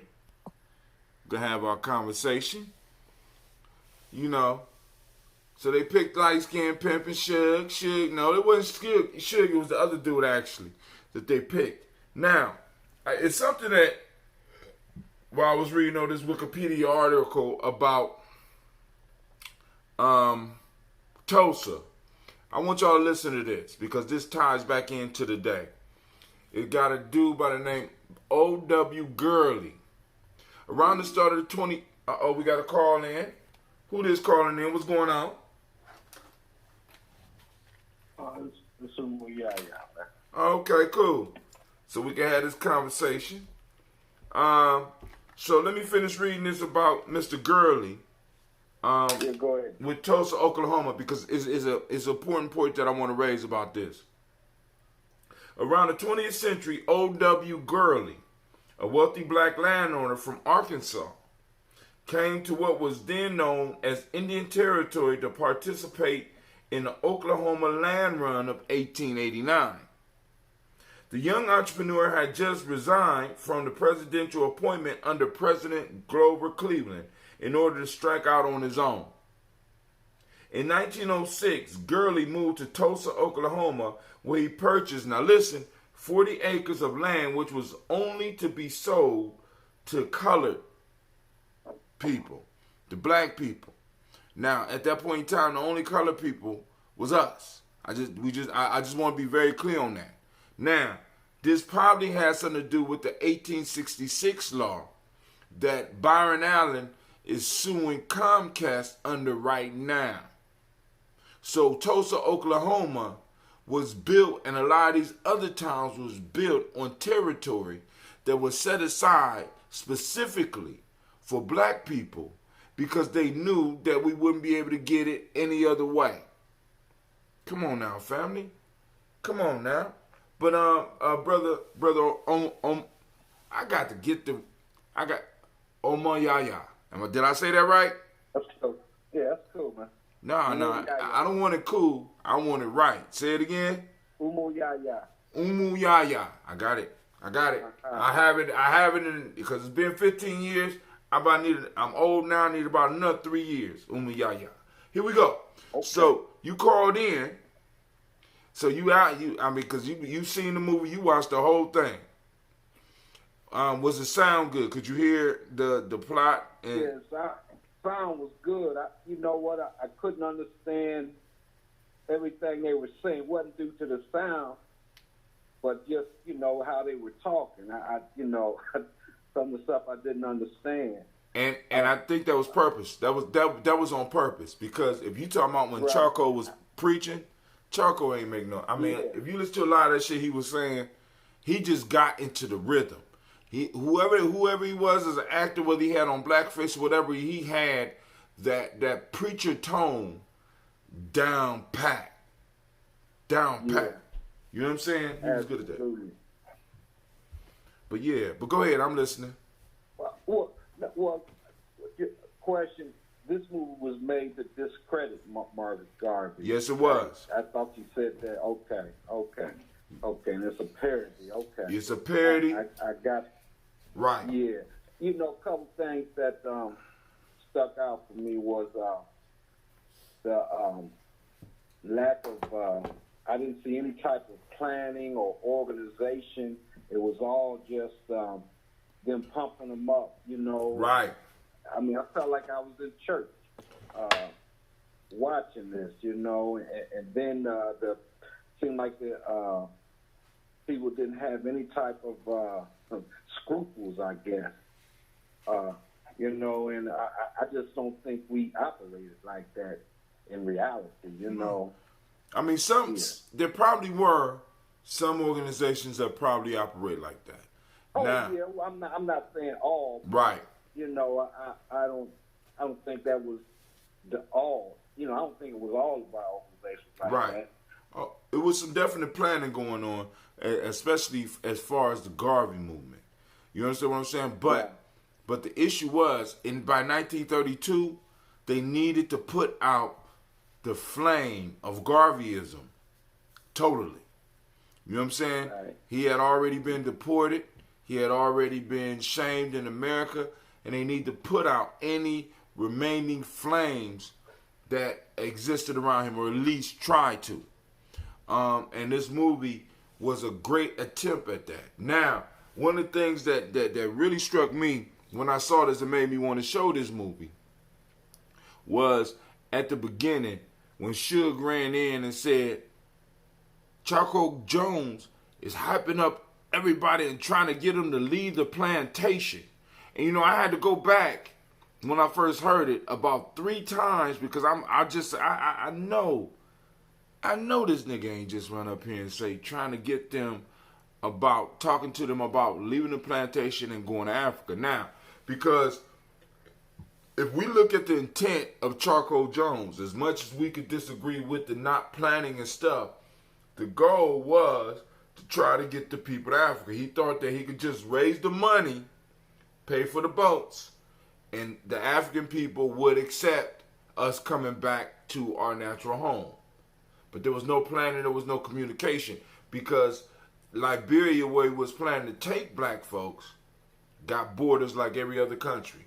And in order to get out the country, you have to be recognized as a citizen so that you could get passports. So the question that I never even thought about was, even if Marcus Garvey did have the boats, which he did, how many people would actually be able to get on the boats because they was able to get a passport? Would they even have gay black folks a passport back then?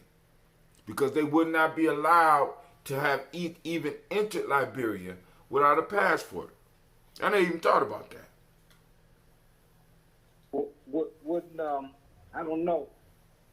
Seeing that there were a lot of Europeans that wanted to level off the population of Africans here in this country. I don't know. It seemed like maybe they would overlook the past, not necessarily overlook it, but allow them to get passports to get them out of this country. We will hope. But, because they did allow some to go to Liberia. But then also you got to understand this, because I want you to think about this. And all of us need to think about this. America is a caste system. We keep on talking about this, what they call it, social class. It's not a class system. It's a caste system. And this system is built upon the backs of black folks. It's built off of what can be considered black failure. So America, in order to exist, has to have a bottom caste. So they may possibly not let all of us leave. You know what I'm saying? Because who's gonna take the bottom class after that? Because it's gonna be a fight. Because everybody want to play black. Everybody want to break dance and do the graffiti and talk the vernacular. But ask every last one of them, do you want to be black? Oh hell no. I like break dancing. I like the black women. When it comes down to it, nobody want to be where we are. Nobody want to be in our place. Nobody wish to be in our place. They wish they had the swag that comes out of the idea or the oppression that we are experiencing. They want that shit, but they don't want the actual pressure of being who and what we are and going through what makes us what we are. We have been formed into a tribe, a different people here. Black, African at the root, but we are a separate tribe that have been formed by the conditions and the environment of this hellish place. And you know, but go ahead, bro. I'm sorry. You know, what you say a separate tribe as separate from what or who?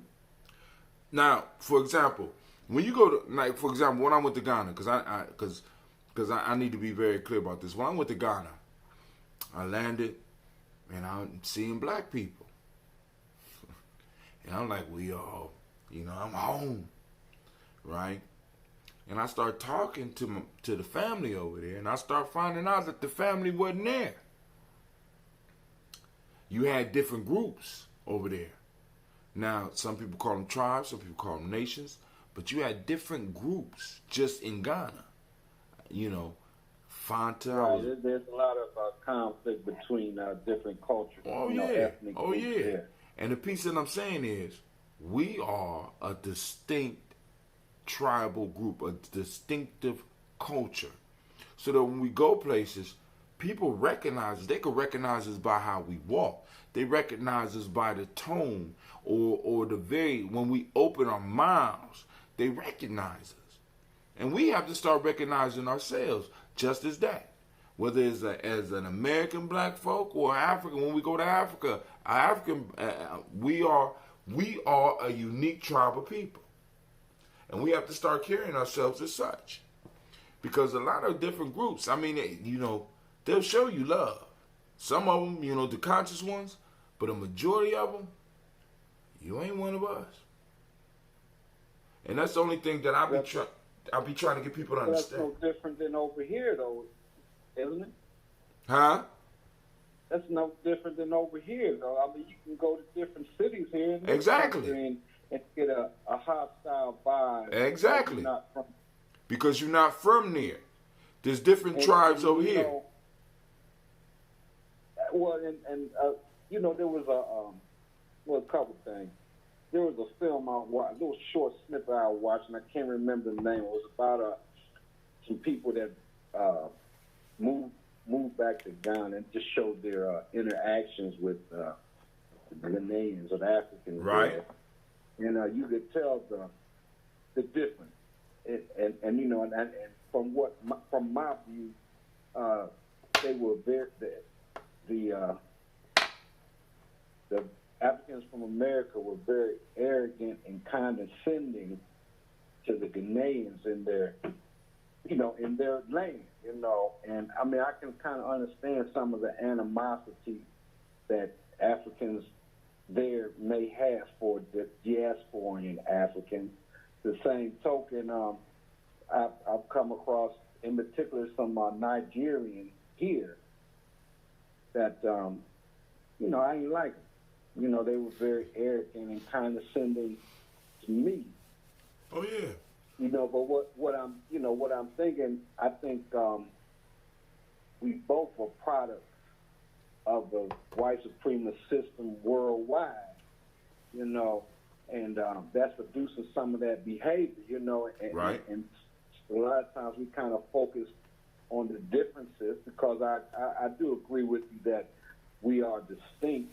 Because, you know, as a result of us, you know, coming up in these conditions here, you know. Right. But they have similar conditions too, and you know the results speak for themselves. But I still think there are similarities. No.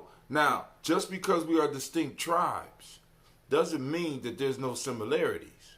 You understand what I'm saying? Okay. I mean, but there's still a distinctiveness. See, because one of the brilliant things that if you really read African history and you read about the empires that was formed there, one of the things that separate a lot of African empire building from other nationalities is that when we went in, the differences were embraced. You understand what I'm saying? So, for example, when you go to, like, when we talk about the mythology of Kemet, understand that each deity had their own temple or had their own, I think it was called a nome, a city. Mm-hmm. And all these different deities and religions and groups were brought together up under the pharaoh. Nobody's in a sense, belief was neglected or left out. Everybody's was accepted. If you look at the dynasties in West Africa, if you look at those cultures, they accepted Islam, they accepted the traditional religions, they accepted the Christianity, and they tried to find a way to make them all work together. That has never been a problem for us. Being able to embrace the difference and be able to create something great from those differences. One of the issues that I have with a lot of us, we think that when we start talking about unity, that we all got to be alike. No, Huh? I said no. I agree. Because in the human body, how about that? Right, in the human body, the heart and the heart cells are different than the liver cells, and the liver cells are different than the lung cells. You got all these different tribes called organs working together to manifest you.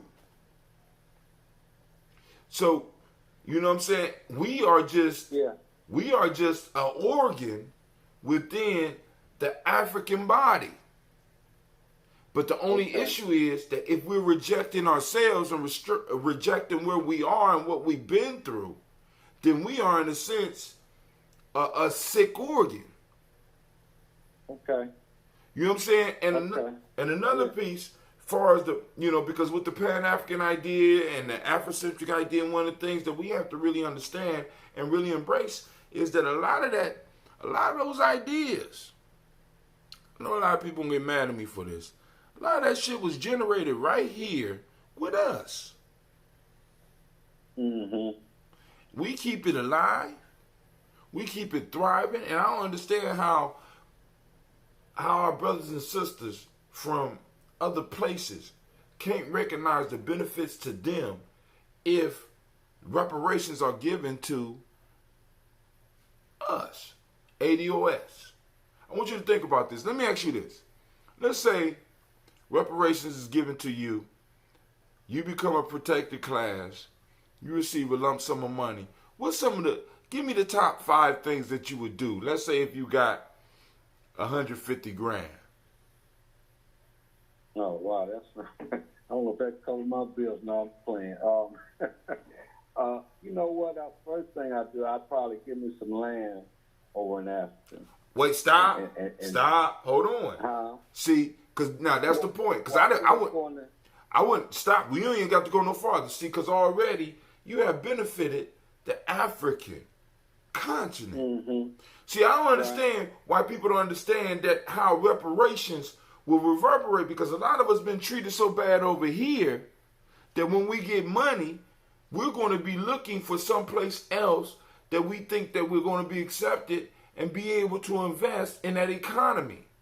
So for the Pan-Africanists to be upset about black folks shooting at the United States government talking about reparations is crazy. Because I already know. I got my family, my children are half Ghanaian. They got to go home. They got to meet their people. You understand what I'm saying? And understand, I'm not anti, I consider myself a Pan-Africanist, but I'm not against with the I don't want to mispronounce the descendants of slavery. Right. Slavery here in America. I'm not against what we're trying to accomplish. Some of the rhetoric I hear I don't necessarily agree with, but I'm for reparations, man. And I'm being line if that comes about, because I'm here. You know what I mean? I'm getting mine too. Shit. I'm not gonna forget. I'm not gonna forget other people. I'm gonna take care of here and do whatever we can to uplift us here. I'm not gonna forget the brothers and sisters across the pond and throughout the world, if possible, either. That's just kind of where I'm at. But and there's millions of you. There's millions of you and millions of me, and that will benefit. And I don't. I really don't like to get into a debate about that, because I agree with most of what's been said. Just certain, and I don't know if these individuals that be talking the things they talk are really a part of that movement or not. But it just sounds very white, for lack of a better word. You know, to me, when they some of the things I've heard, you know, and that's what kind of, you know, gets me. But I mean, I'm for reparations, and I support ADOS. Is that the proper initials for? Yes, sir. You know, yes, sir. And you know, I mean, we deserve it. I mean, we should be getting. And I like a lot of the moves that are being made, putting pressure on this government to, you know, to right and wrong, basically. Right. And so, you know, it's so much. Pay that debt. Yeah. So I mean, we, you know, we're kind of in agreement. You know, I'm not gonna split hairs about nothing because we're in agreement. And sometimes I'm wrong. My opinions or my thoughts are Me wrong, too. and I can, you know, I'm always willing to come to a different conclusion, man. If it's long as it's just meaning for us to progress. That's my bottom line. You know, myself. Because I look at it, if we progress, I progress. Exactly. You know, that's, you know, where I'm at. So, you know, just another thought on the movie, man. But you answered those questions because it did a good job of making the Garvey movement look very suspect, unattractive. Very. You know, and that just put me in the mindset of us, you know, well, one thing I like what you're doing with the media part, you know, because I think it's just important about having control over the images and representations that we put out there, you know, because especially in this day and age where we very media oriented and visually driven, you know, it's important to control that narrative. Yes, man. it is. Yes, it is.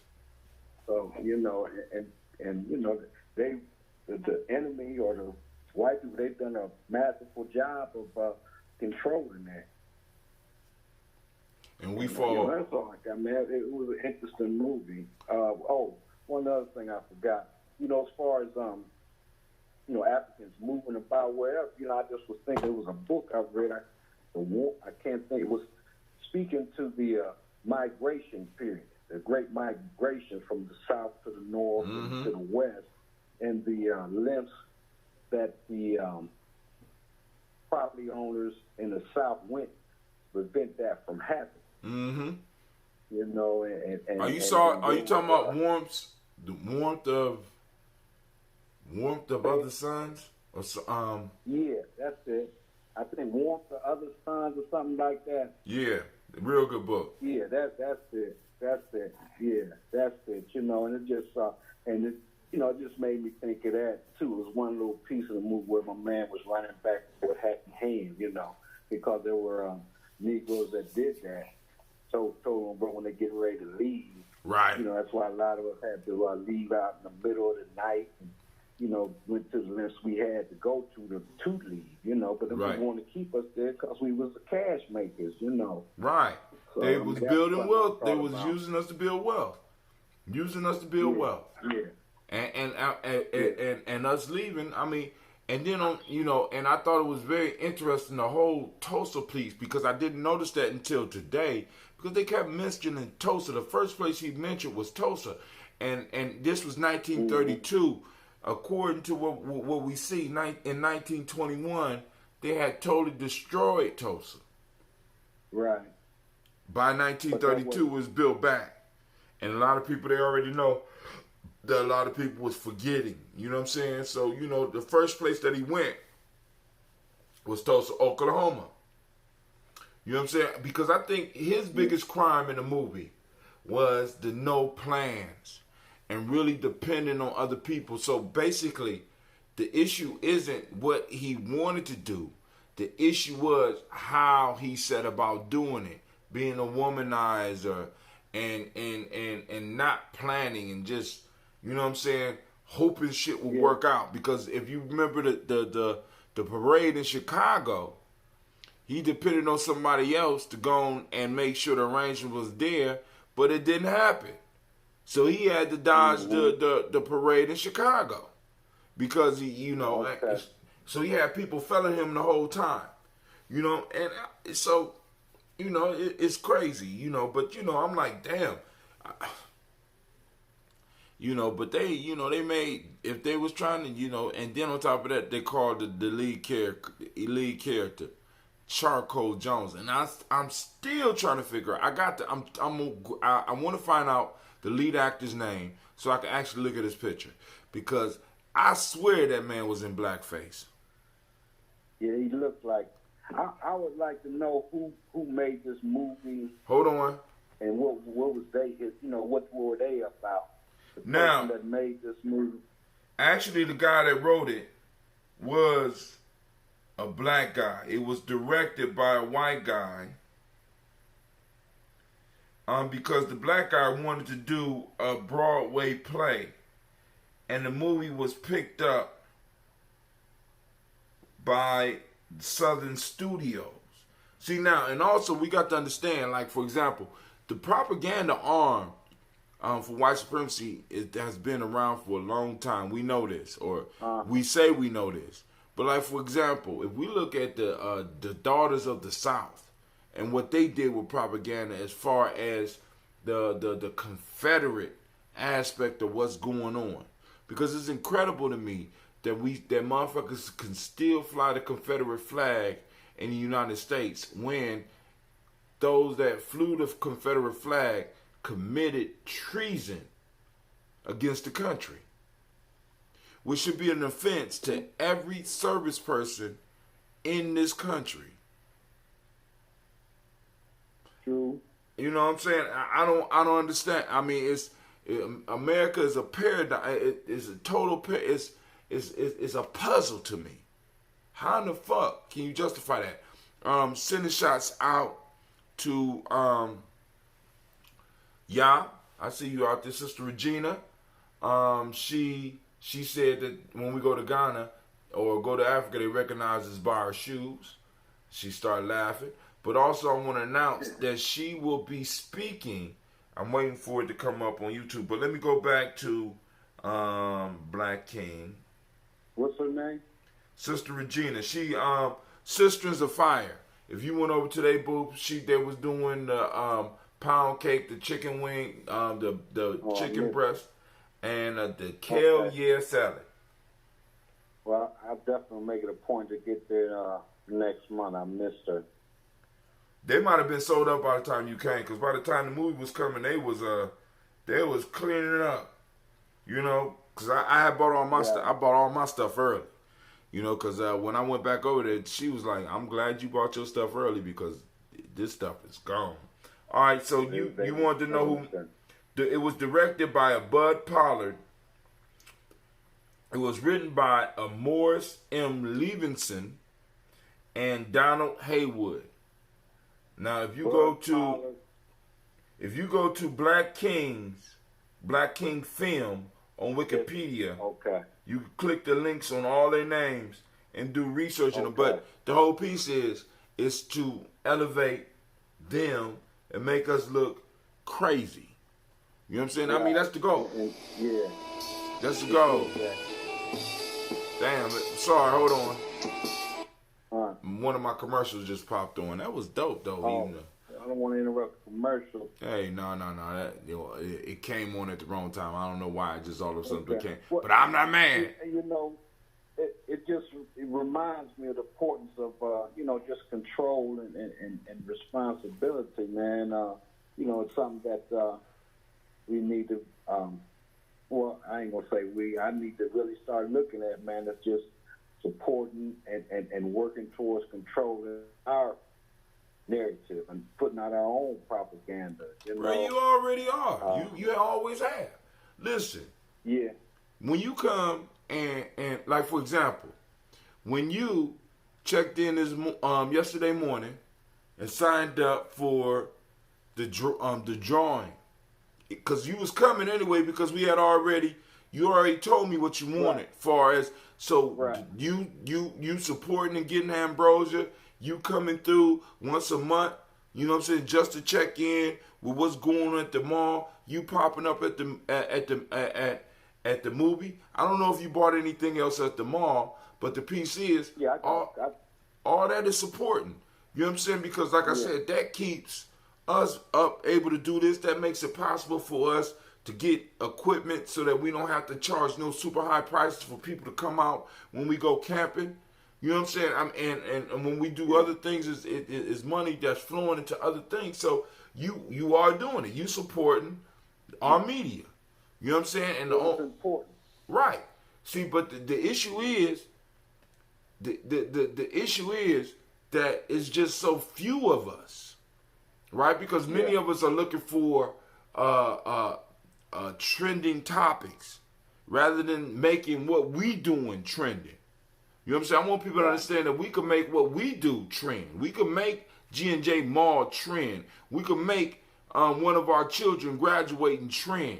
All we have to do is be able to learn how to pull on our networks, which is going to be one of the, which is going to be one of the workshops that I'm working on, because it's like a lot of people got social media, but I'm starting to see that people don't know how to use the social media.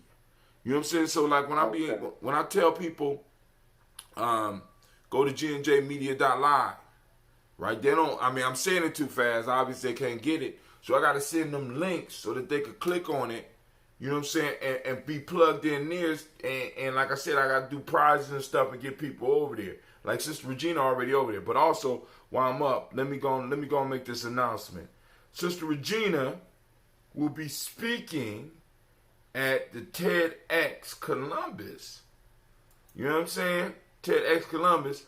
So let me see if I can get this commercial up, because I love when my brothers and sisters shine, and I want to make sure that y'all know what's going down, even though my computer is slow.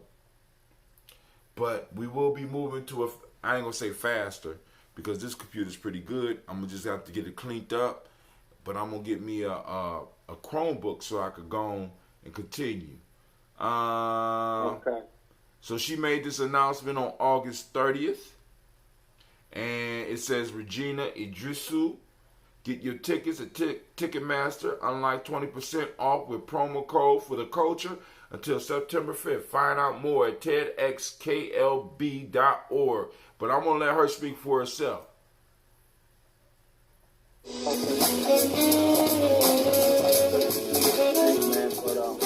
Hold on. I am Regina Allison, and I level up by providing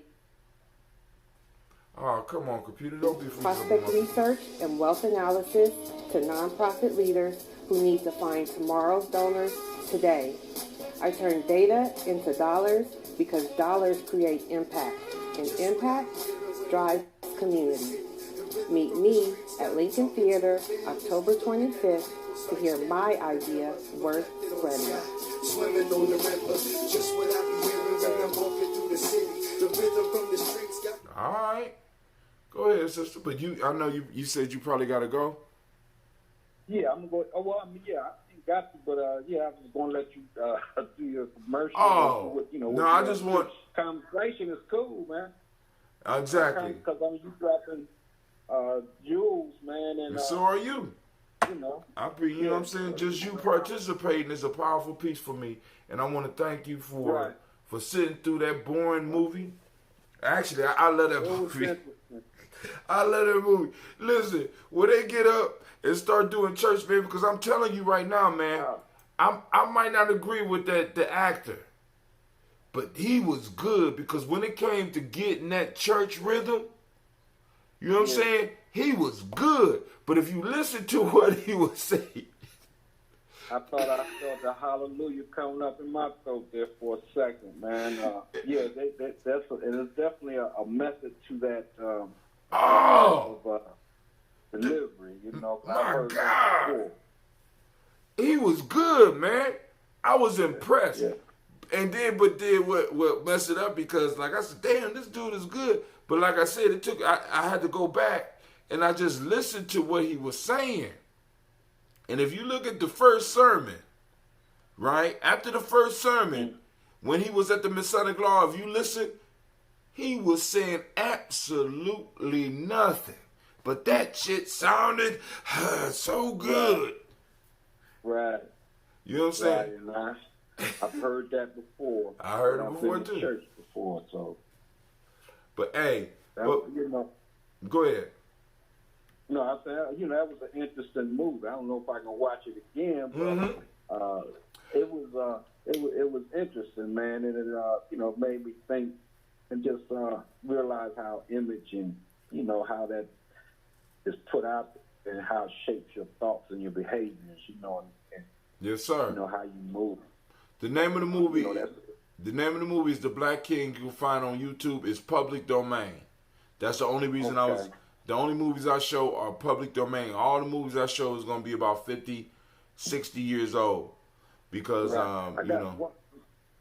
one last question, I'm going to go, man. But there's I don't know, it's an old documentary, man, it might be in like the 50s, I would imagine, on propaganda. It's a guy that, I guess, perfected it. Oh. I can't, Mays. I can't think of the name of it. I think his last name was Mays. I looked that up for you. I think his last name with a formula where all these companies and whatnot use this technique or formula to get you to do things. Edward. I think his name is Edward Mays. Okay, I could be wrong. Because I watched it on YouTube some years back, but I can't remember the name or the person that did it. We'll find it. And somebody out there that know what the brother talking about, post it up as well. But I'm thinking the name is Edward Mays. About him, because he the one. All you gotta do now, if you really want to find a video, look up Virginia Slims. Or women smoking, because one of the first things that he used to prove that he knew what he was talking about was that he started that women smoking piece. So he set up that parade. Right. Yeah. I think his name is Edward Mays. Brilliant. That's okay. That whole media piece. That's why we went from just the tribe to being doing the media. So family, be on the lookout for the next e-newsletter. We will be dropping that soon. We ain't playing here at Gye-Nyame Journey. I want to thank Brother Umoyaya for joining us. Absolutely. And on top of that, he was the winner of that $50 prize, so that y'all know I ain't out here fooling around. We gave away $50 and you didn't get it because you wasn't there. Nah. You know what I'm saying? All right, brother. You take it easy. Out. Bye-bye. Take care. But he won, and we are out. So I'm about to go on to bed. It's about 11:20. I didn't think the movie would take this damn long, but it did. I want to thank y'all for joining us and those that might catch it later. So let me go on and do my outro, family. I want to thank you for joining us in the Congregation of Mighty. We are the Congregation of the Mighty, the home of the stubborn minority, the place where your hustle builds muscle. This is Gye-Nyame Journey Media. Anime, wake up. Anime, wake up.